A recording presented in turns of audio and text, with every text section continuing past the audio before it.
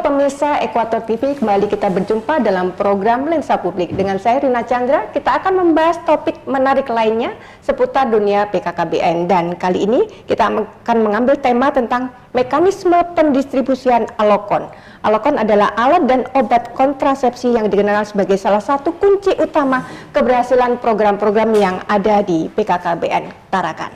Dan tidak sedikit tentunya tantangan yang dihadapi oleh rekan-rekan yang melakukan pendistribusian ini agar bisa tepat sasaran dan juga efektif serta efisien. Dan bersama saya telah hadir dua orang narasumber yang akan membahas tentang tema kali ini, dan saya perkenalkan lebih dahulu. Yang pertama yaitu ada Ibu Hajah Hadriana Penyompa SST sebagai pejabat fungsional penata kependudukan keluarga berencana ahli muda. Selamat siang, apa kabar? Hari ini cemas sekali ya. Selamat siang Mbak Rina. Ya. Assalamualaikum warahmatullahi wabarakatuh. Waalaikumsalam warahmatullahi wabarakatuh. Dan yang kedua yaitu ada Bapak Firman Cide Hatiansah SE sebagai penyuluh keluarga berencana. Ya. Apa kabar Bapak? Alhamdulillah baik. Ya, tetap semangat nih di antara para ibu-ibu yang mengelilingi. Semangat. Oke, baiklah. Tapi kita hari ini tentang mekanisme pendistribusian alokon. Mungkin masyarakat banyak yang belum tahu apa sih alokon gitu ya. Umi, mungkin bisa dijelaskan secara pintas apa saja yang masuk di dalam kategori kontrasepsi yang satu ini. Oh iya. Alokon itu alat kontrasepsi yang diberikan kepada calon akseptor sebenarnya. Oke. Ada beberapa macam tuh. Ada di KB itu sendiri ada dua jenis, modern dengan alami. Jadi yang modern itu ada MKJP, ada 4.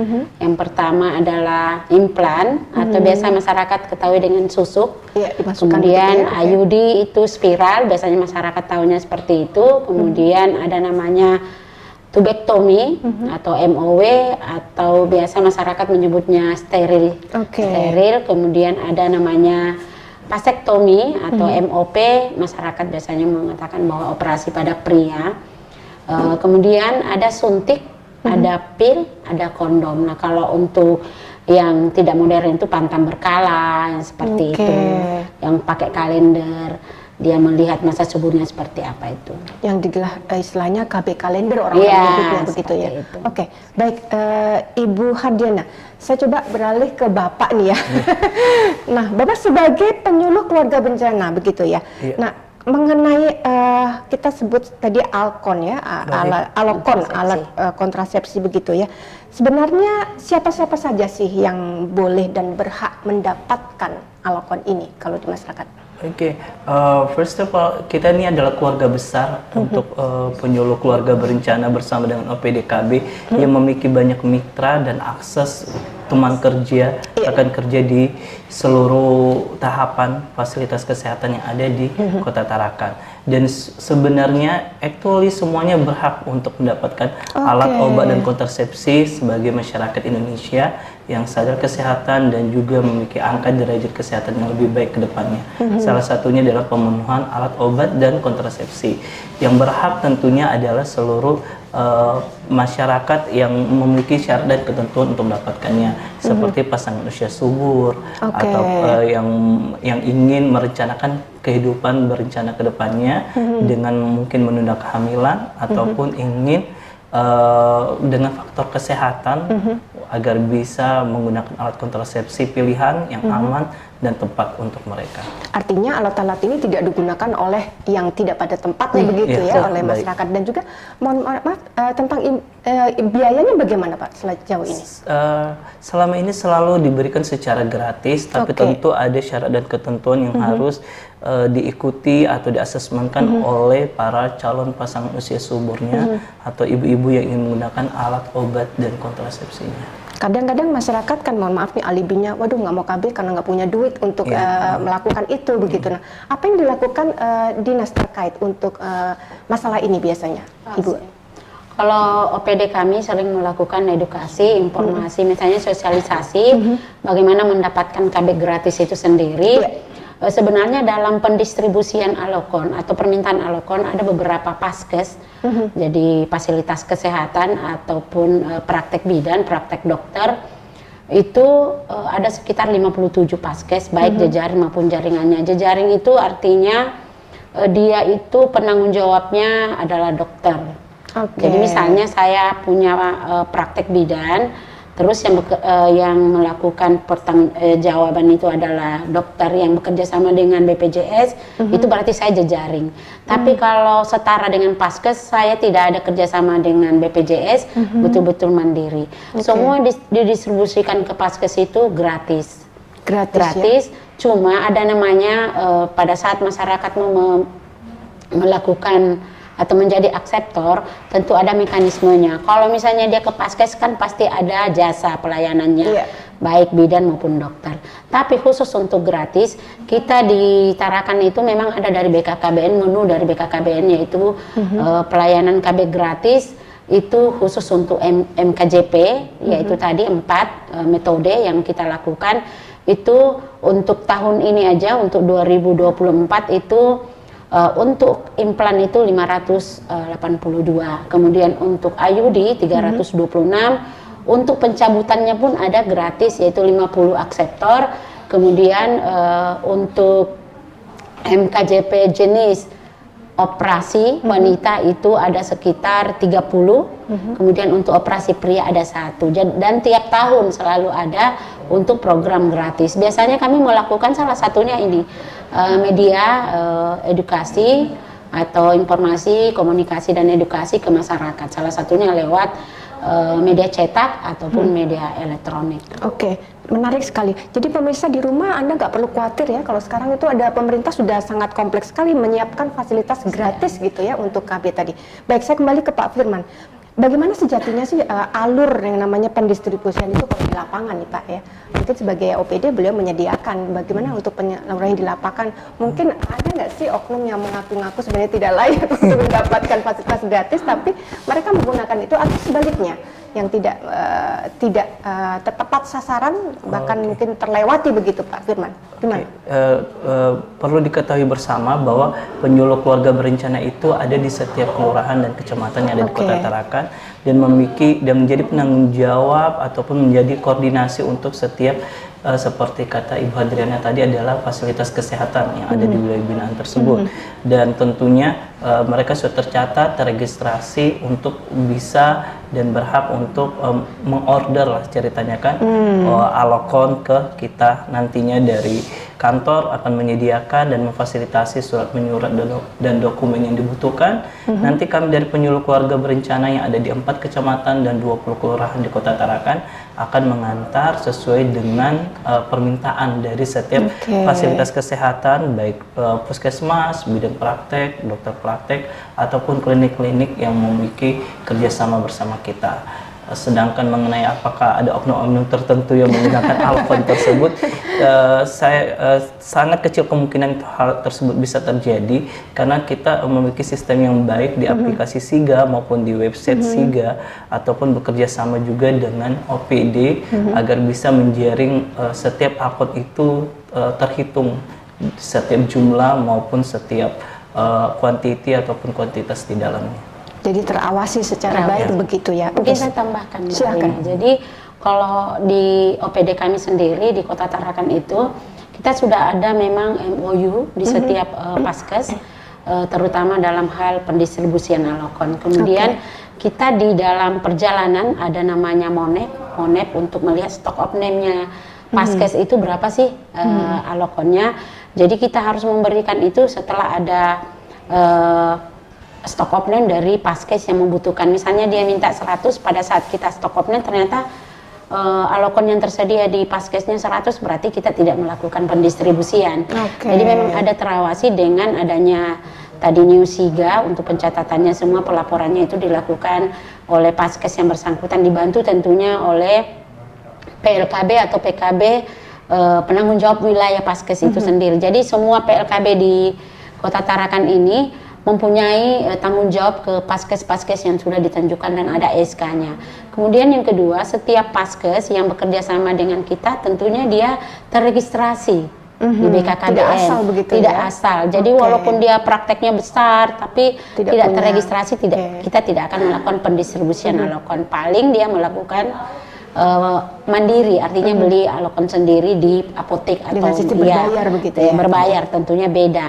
Nah itu yang memang alhamdulillah mungkin Tarakan itu di Kaltara sendiri satu-satunya yang mempunyai kerjasama dengan Paskes dengan spesialis. Nah, jadi kami bersyukur ada dokter spesialis kandungan yang mau bekerja sama dengan kita dalam hal memberikan pelayanan KB, termasuk pelayanan KB gratis ke masyarakat. Itu yang sangat membantu. Oke, berarti kaitannya tadi juga dengan pasokan jumlah yang ketersediaan dari pemerintah terkait alokan. Oke, Umi tahan dulu sebentar, kita akan jeda. Ya, pemirsa dimanapun Anda berada, kita akan kembali setelah jeda pariwara berikut ini, tetap di Lensa Publik Ekuator TV.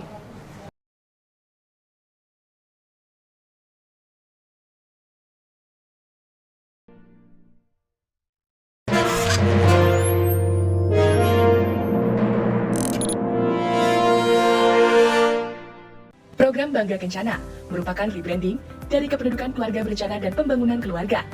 Kampung KB, sebuah program yang dijalankan oleh Dinas Pemberdayaan Perempuan Perlindungan Anak, Pengendalian Penduduk dan Keluarga Berencana atau DP3 AP2KB Kota Tarakan yang dihadirkan oleh pemerintah guna mendekatkan layanan keluarga berencana di tengah-tengah masyarakat.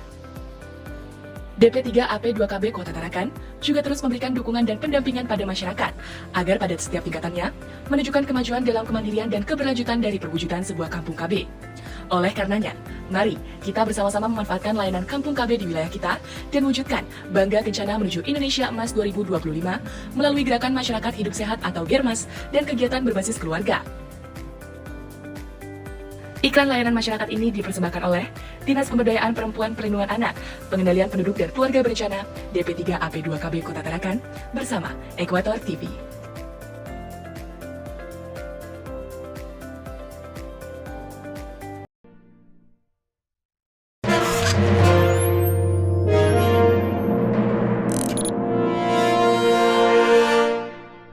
Ya, pemirsa Ekuator TV dimanapun Anda berada, kita kembali melanjutkan diskusi kita hari ini dengan Bapak Firman dan juga Ibu Hadriana yang akan memberikan informasi seputar dunia BKKBN dan keluarga berencana.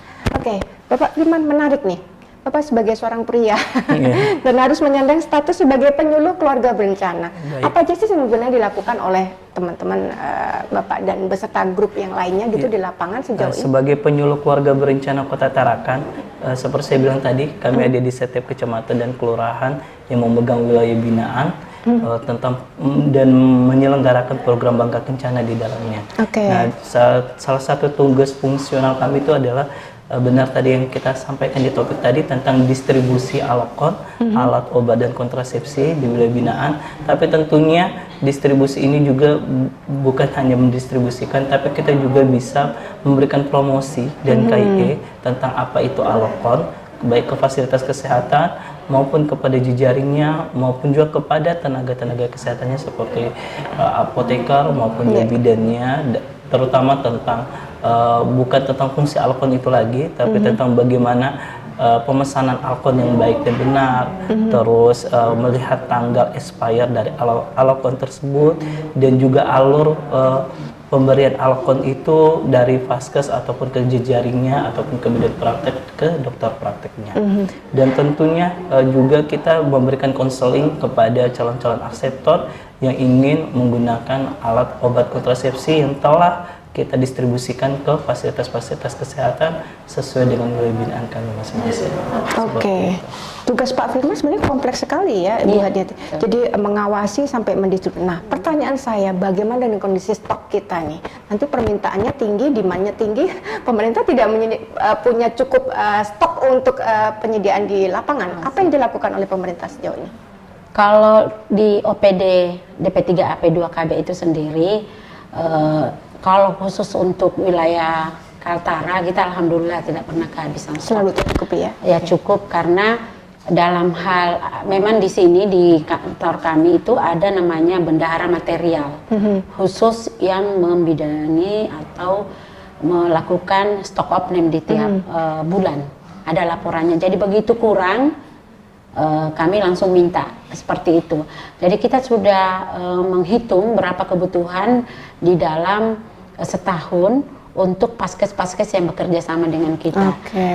Kemudian mungkin ada lagi kelebihan dari penyuluh KB itu sendiri, di OPD itu sendiri memberikan ruang yang luas buat mereka untuk memberikan edukasi ke masyarakat, makanya dia dianggap sebagai motivator, salah satu motivator untuk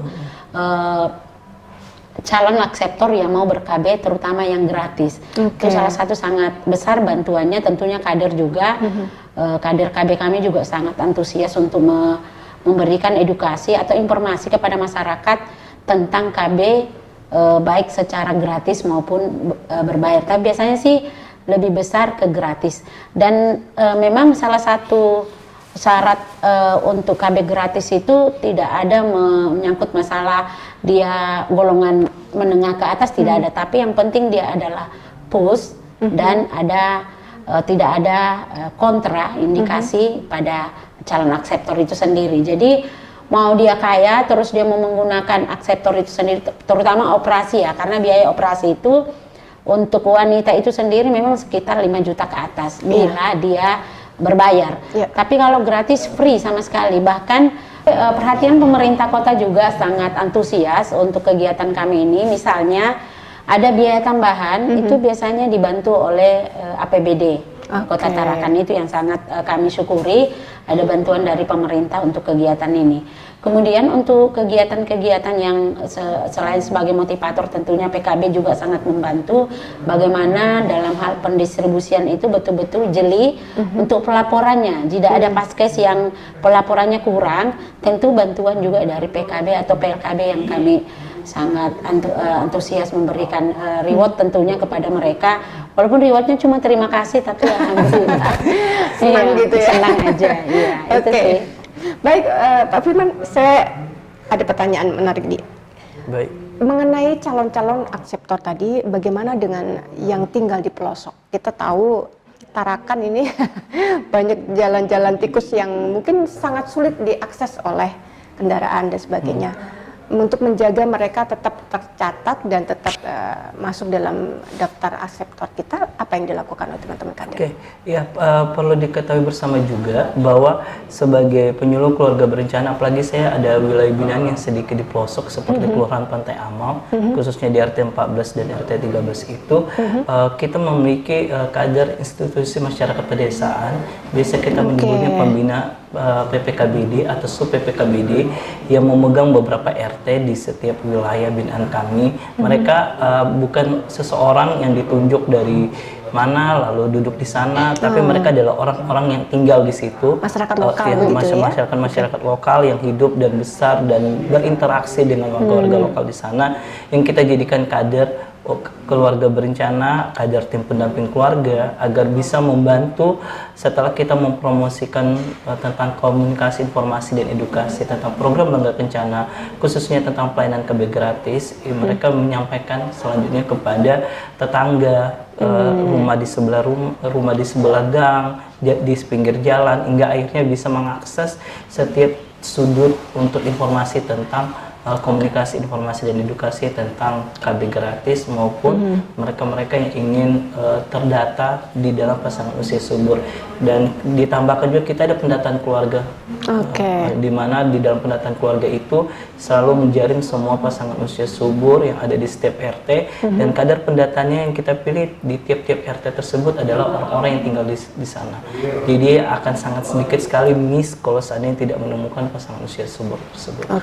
Artinya tidak ada masalah dengan pelosok begitu ya, semua sudah terjangkau melalui kader lokal dari masyarakat lokal gitu ya. Berarti dari pihak OPD sendiri punya dong data kondisi 2003 dengan dibandingkan dengan 2004, seberapa efektif sistem pendistribusian alokon selama ini? Apakah ada peningkatan atau bagaimana?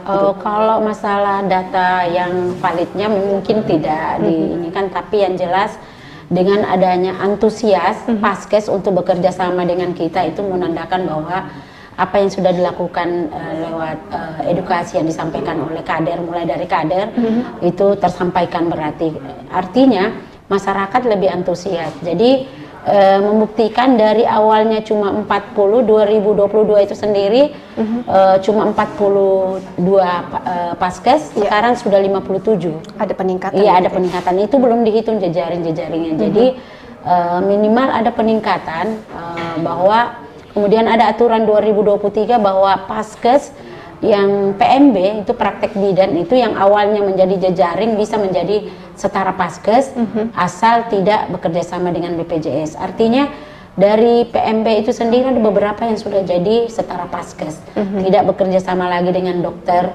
atau praktek dokter. Itu yang menandakan bahwa peningkatan kesadaran masyarakat untuk kegiatan kesadaran masyarakat untuk ber-KB itu sangat tinggi. Kemudian dari tahun 2023 yang kita siapkan untuk metode kontrasepsi jangka panjang yang awalnya implan cuma 300 menjadi 582 itu aja mereka berebut. Merebut mau untuk gratis, menandakan bahwa kesadaran Demand masyarakat mulai. Gitu. Dan memang di BKKBN itu sendiri indikator keberhasilan KB itu dilihat dari keberhasilan MKJP itu sendiri. Jadi bukan berarti suntik tidak disarankan, tidak, tapi metode kontrasepsi jangka panjang sangat diharapkan dipakai oleh masyarakat karena banyak keuntungannya dibandingkan kerugiannya. Lebih efisien waktu, kemudian biaya, kemudian tentunya kalau ada kontraindikasi cepat ditangani seperti itu. Oke, Pak Firman, yang disampaikan oleh Ibu Hadriana mungkin tidak semudah yang ada dilakukan oleh teman-teman kader. Apakah ada kendala begitu ya di lapangan faktanya gitu? Iya, tentu karena mengingat Kota Tarakan adalah kota transit ya, dengan masyarakat yang sangat majemuk, dengan topografi yang berbeda di antara satu kecamatan dan kecamatan yang lainnya, tentu menimbulkan banyak kendala dan kesulitan di lapangan. Salah satunya tentu adalah tentang para kader. Ya, ini kadernya multi talent. Dia juga jadi kader PKK, dia juga jadi kader tim pendamping keluarga, dia juga jadi kader KB, dia juga jadi banyak. Jadi kesulitannya di situ karena mereka juga akhirnya terkadang tumpang tindih antara satu tugas dengan tugas yang lainnya. Karena kekurangan kita tuh masih banyak wanita-wanita, perempuan-perempuan di Kota Tarakan ini yang mungkin masih sedikit berjiwa sosial untuk mau terjun ke dalam dunia kader-kader di Kota Tarakan ini. Tapi alhamdulillah kita selalu bisa dengan promosi dan KIE bisa menjaring tentu kader-kader baru ataupun kader-kader lama untuk tetap bisa bernaung di dalam sini. Itu kesulitan yang pertama. Yang kedua, buat kita penyuluh keluarga berencana di Kota Tarakan ini adalah tentang akses transportasi ya, karena tidak semua calon pasangan usia subur yang ingin ber-KB bisa datang ke tempat pelayanan KB gratis, karena mengingat pelayanan KB gratis itu kan ada titik-titiknya di setiap Paskes. Tidak semua calon pasangan usia subur bisa ke sana dalam waktu bersamaan di tempat yang sama, sehingga kita juga mengalami kesulitan kalau seandainya sangat banyak, tapi kita terbantukan juga, kita ada mobil KB, namun tidak bisa mengakses ke seluruh wilayah karena kita pada saat pelayanan KB gratis itu kan terpusat pada satu titik. Tapi itu selalu kita berusaha untuk memberikan alternatif ke Paskes atau bidan praktek atau dokter praktek yang terdekat bagi yang ingin melakukan KB. Tapi sedangkan kalau untuk KB gratis kita carikan di puskesmas terdekat dari domisili tempat tinggalnya. Oke, baik. Dari segala kendala yang disampaikan oleh Pak Firman, apakah pasti pemerintah punya keterbatasan dong, Bu Hadrian? Apakah ada mungkin semacam kolaborasi dengan pihak swasta melalui CSR atau sejenisnya untuk mempermudah atau memudahkan jalan pencapaian tujuan bersama ini selama ini? Sebenarnya kalau untuk KB itu sendiri, kalau CSR itu lebih ke stuntingnya. Oh, stuntingnya. Karena memang, tapi kalau untuk pendistribusian kita lebih ujung tombaknya tentu di kader pasti. Tetap kita kader. Untuk data pun itu lebih banyak ke kader. PLKB kadang memang memberikan juga sebenarnya tugas tambahan dari bonus dari mereka bila ada kader-kader tertentu, karena kan kader perlu kami jelaskan bahwa menjadi seorang kader itu adalah orang-orang yang memang memiliki panggilan jiwa sosial yang tinggi. Pertama waktu, kemudian tentunya dia harus menyiapkan mentalnya pada saat dia melakukan edukasi ataupun kunjungan home care ke rumah-rumah itu. Kader itu harus punya jiwa yang memang tidak semua orang miliki. Pada saat dia diterima atau tidak, itu dia punya trik tersendiri lah untuk kader itu sendiri. Nah itu biasanya dibantu oleh PLKB kami atau kami sendiri di OPD pada saat kejadian itu ada di sekitar kita gitu. Nah, jadi sebenarnya kalau CSR itu lebih kepada stunting. Jadi pada saat kita melakukan audit kasus stunting ataupun melakukan intervensi, itu biasanya memang ada bantuan-bantuan. Mungkin di segmen berikutnya kalau kita berbicara tentang stunting mungkin bisa kita bahas siapa-siapa aja yang menjadi orang donatur lah istilahnya untuk memberikan bantuan baik CSR ataupun pribadi ke kegiatan stunting itu sendiri. Dan KB memang tidak lepas dari stunting itu sendiri karena salah satu indikator resiko stunting adalah masyarakat atau PUS itu tidak ber-KB. Itu sih. Banyak anak kemudian sampai tidak terurus begitu ya Ibu. Baik, ya kita akan kembali melanjutkan perbincangan kita. Saya ingin bertanya tentang pemanfaatan teknologi dalam pekerjaan Bapak sebagai kader. Tapi tahan dulu, ya. Pemirsa dimanapun Anda berada, kita akan kembali setelah jeda iklan yang berikut ini. Tetap di Lensa Publik Ekuator TV.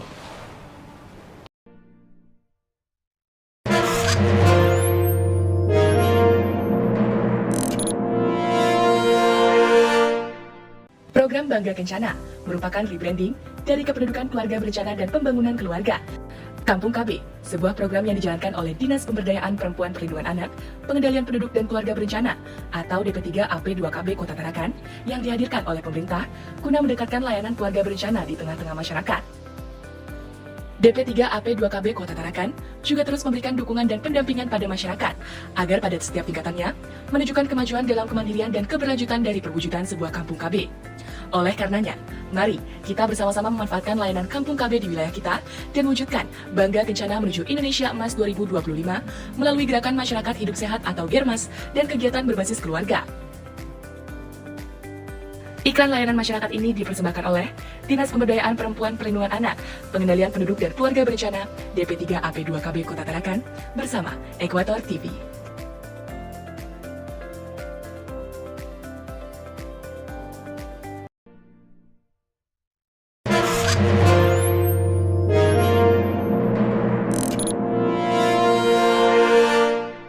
Ya, pemirsa Ekuator TV dimanapun Anda berada, kita kembali melanjutkan perbincangan kita.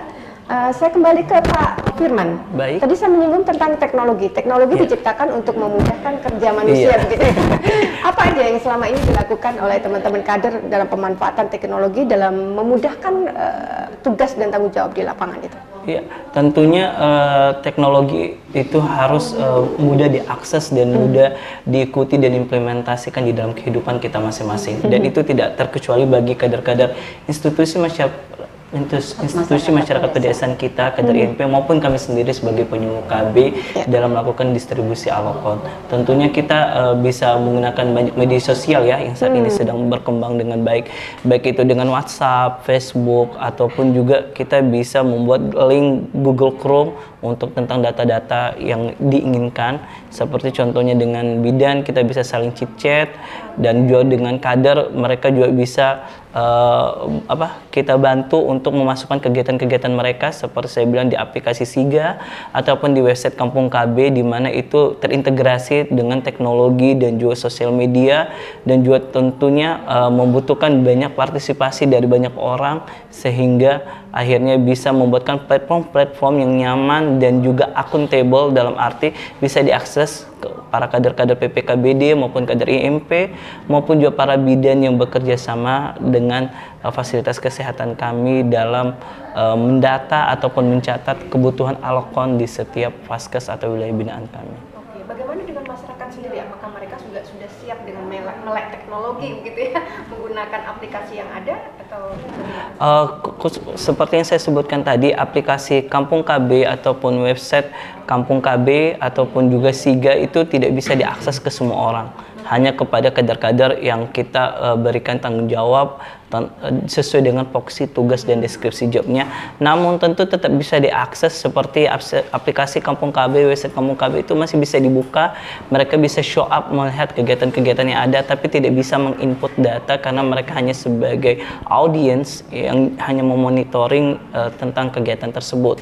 Sedangkan bagi masyarakat luas bisa melihatnya mungkin karena kita juga sudah ada Instagram IPKB yang memberitahukan tentang kegiatan-kegiatan kami, ataupun Facebook dari OPDKB yang memberitahukan tentang program-program apa saja sih yang akan kami langsungkan ataupun telah dilangsungkan pada saat ini, sehingga masyarakat juga bisa melihat gerak-gerakan kita maupun juga aksi-aksi apa saja yang telah kita laksanakan di bulan-bulan sebelumnya ataupun di bulan-bulan yang akan datang. Termasuk di dalamnya keluhan-keluhan masyarakat bisa ya, semacam call center gitu ada?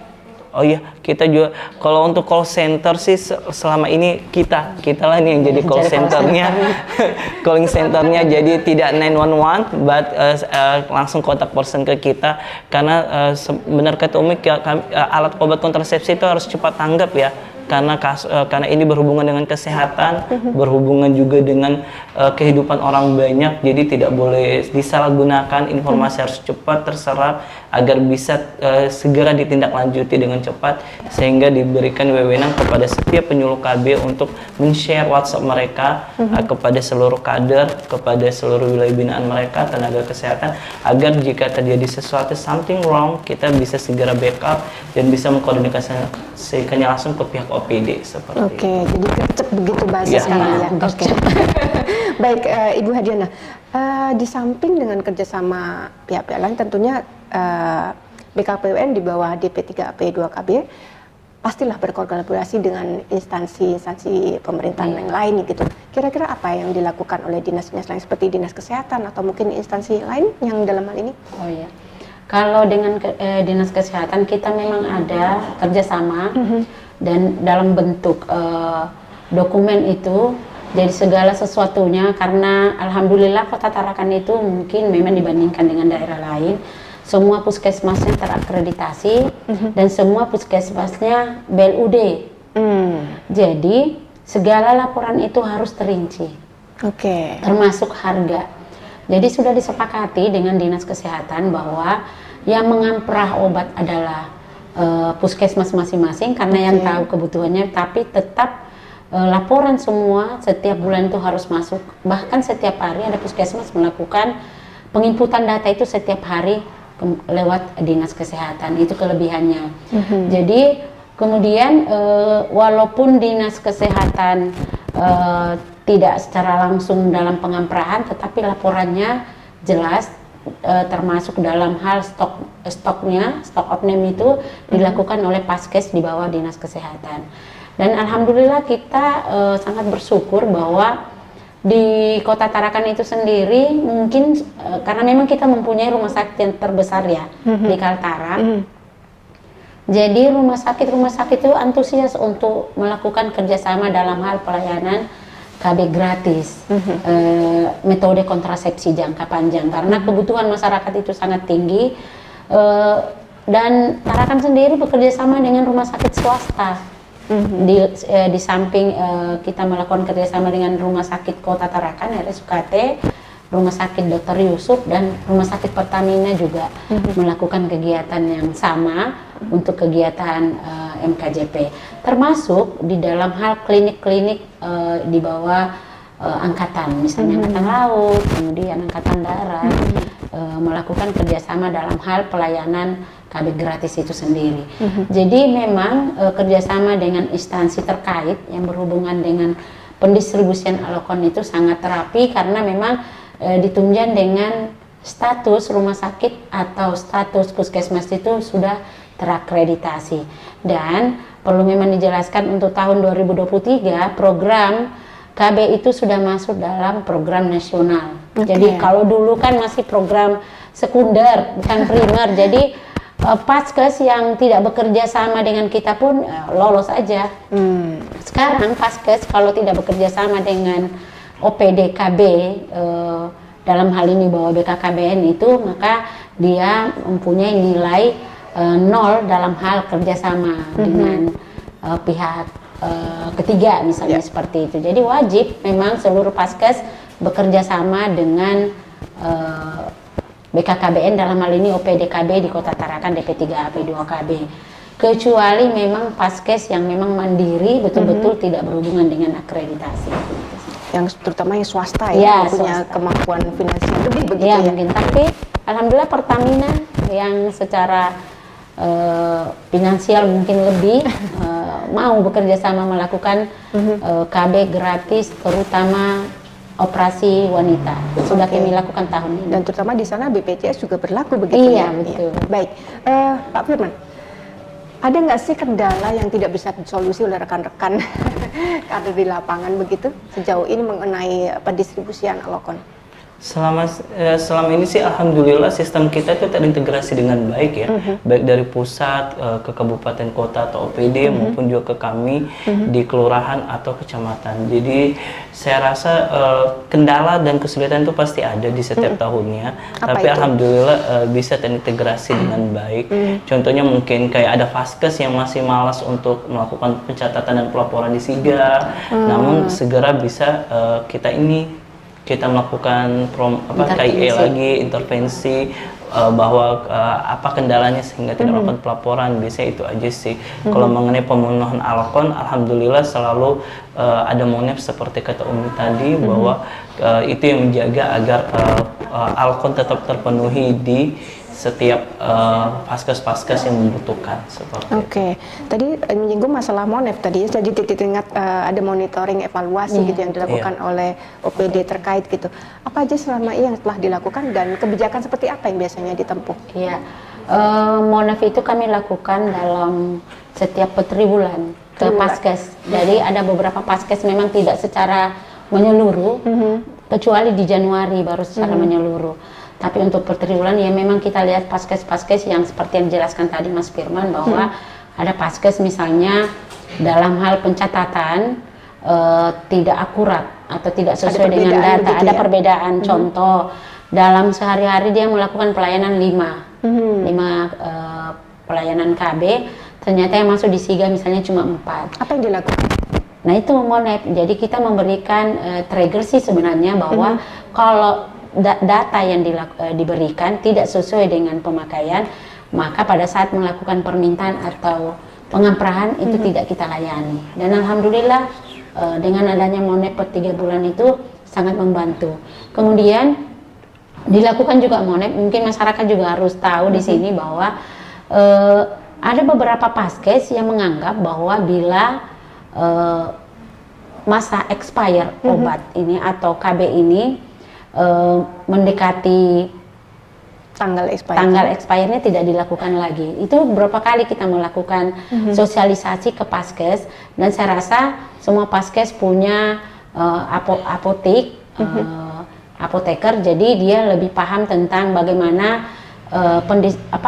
penggunaan obat bila masa expire-nya. Contoh, jadi ada beberapa Paskes yang tidak memberikan pelayanan, akhirnya bertumpuklah obat-obat ini atau alokon ini sehingga terjadi expire. Itu kan risikonya sangat besar. Pada saat expire butuh biaya untuk pemusnahan pasti, kemudian pelaporan juga berbeda. Nah dengan adanya monef ini meminimalkan adanya expire itu, karena kita sudah tahu oh ini masih bisa dipakai, kalau memang enggak dipakai secepatnya supaya tidak expire. Dan perlu juga penjelasan ke masyarakat bahwa di dalam expire itu memang sudah, bila dia bulan ditulis bulan, misalnya expire-nya bulan Mei, berarti masih bisa dipakai di tanggal 31 atau 30 kayak gitu, 31 kalau Mei kan. Kalau ada tanggalnya maka expire-nya. Nah, kemudian bagaimana nih kalau misalnya saya disuntik pada untuk mekanismenya pada saat berlakunya di tubuh itu sesuai dengan masa berlaku, misalnya 3 bulan, berarti 3 bulan berikutnya itu baru tidak bisa dipakai. Kalau suntik misalnya, tapi kalau pil pasti di hari itu tanggal expirednya. Itu yang mungkin memang masih banyak masyarakat yang belum mengetahui. Tapi alhamdulillah dengan adanya monef angka penumpukan expired itu sangat berkurang. Oke. Bicara soal penumpukan barang-barang tadi ya, expired tadi kan, apakah memungkinkan di lapangan terjadi subsidi silang begitu misalnya di satu wilayah kekurangan, kemudian di tempat lain saling ya namanya tindakan emergensi gitu ya, dipinjamkan dulu dari vaskes yang lain begitu. Apakah fakta di lapangan sering terjadi atau memang tidak boleh? Selama ini untuk di wilayah binaan sih sebenarnya kalaupun ada yang subsidi silang atau apa mungkin itu adalah yang mandiri kali ya, yang mandiri. Ya, okay. Tapi kalau untuk yang langsung dari kami itu tidak bisa. Karena mengingat sudah ada pencatatan pelaporannya di aplikasi SIGA, itu sumbernya akunnya dari mana, sehingga dia memang harus menghabiskan untuk di tempatnya seperti itu. Tidak bisa dia kayak subsidi silang ke tempat yang lain. Kalau tindakan emergensi misalnya mendadak memang harus membutuhkan begitu, bagaimana? Apa yang dilakukan oleh teman-teman kader? Pertama yang perlu kita ketahui bersama, kita ini kan untuk pemasangan alkon ya, dan saya rasa untuk tindakan darurat emergensi dalam hari itu dia dipasang, sampai sekarang kita belum menemukan kasus yang sangat krusial seperti itu.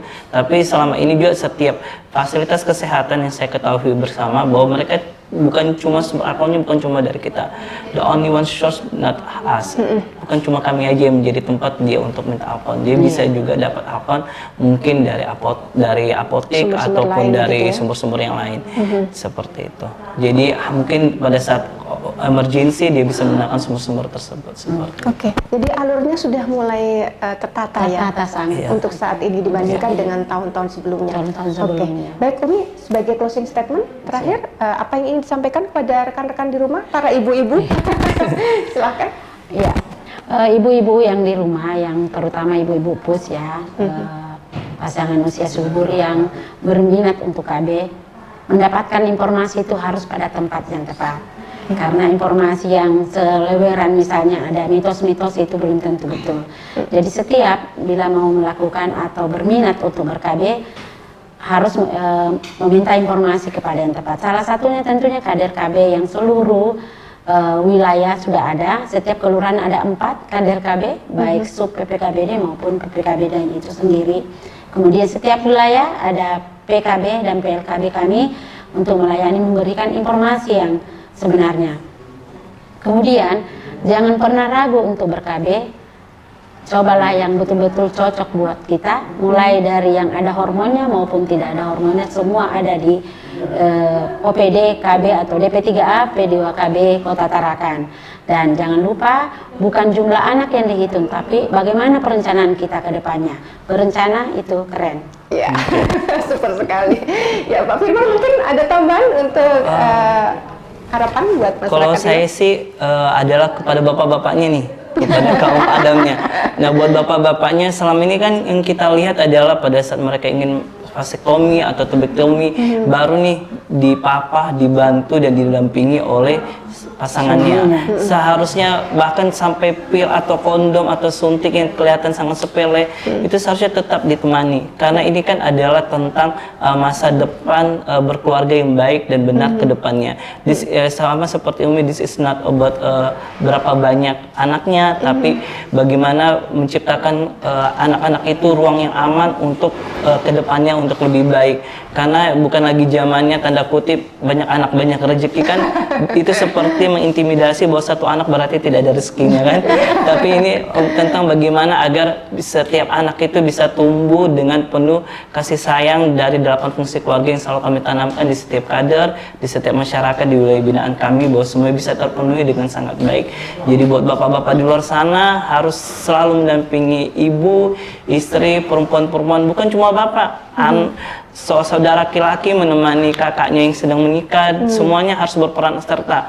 Karena kehidupan berencana itu bukan cuma tugas bapak, tugas ibu, tapi tugas seluruh anggota keluarga di rumah, tugas jadi seluruh anggota. Karena seorang ibu itu pada saat pemasangan KB, baik implan, bahkan pil atau kondom sekalipun, tentu ada rasa kekhawatiran kan dan lain sebagainya.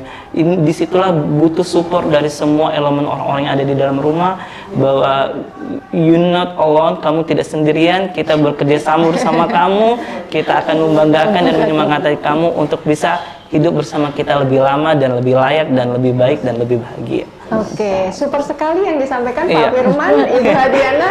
Saya jadi ingin tergerak ikut jadi kader nih. Ya, alhamdulillah ya.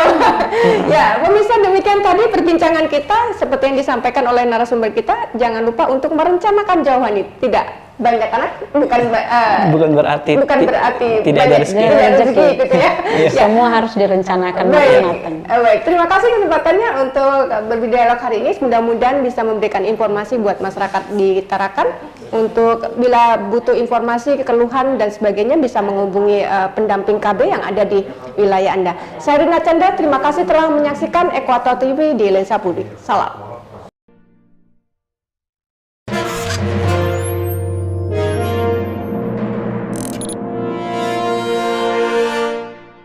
Program Bangga Kencana merupakan rebranding dari Kependudukan Keluarga Berencana dan Pembangunan Keluarga. Kampung KB, sebuah program yang dijalankan oleh Dinas Pemberdayaan Perempuan Perlindungan Anak, Pengendalian Penduduk dan Keluarga Berencana atau DP3 AP2KB Kota Tarakan yang dihadirkan oleh pemerintah guna mendekatkan layanan keluarga berencana di tengah-tengah masyarakat. DP3 AP2KB Kota Tarakan juga terus memberikan dukungan dan pendampingan pada masyarakat agar pada setiap tingkatannya menunjukkan kemajuan dalam kemandirian dan keberlanjutan dari perwujudan sebuah kampung KB. Oleh karenanya, mari kita bersama-sama memanfaatkan layanan kampung KB di wilayah kita dan wujudkan Bangga Kencana menuju Indonesia Emas 2025 melalui Gerakan Masyarakat Hidup Sehat atau GERMAS dan kegiatan berbasis keluarga. Iklan layanan masyarakat ini dipersembahkan oleh Dinas Pemberdayaan Perempuan Perlindungan Anak, Pengendalian Penduduk dan Keluarga Berencana, DP3 AP2KB Kota Tarakan, bersama Ekuator TV.